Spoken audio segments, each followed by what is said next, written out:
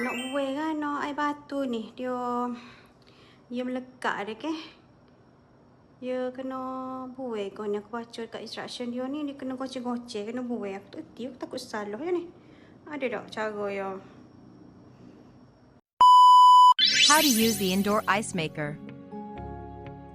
Like the craft ice maker, if this is the first time using the indoor ice maker after installation, or if it has been a long time since you have used your refrigerator, we recommend you throw out the first bin of ice. Slightly lift up the ice bin with both hands and pull it out. Next, dispose all of the ice safely.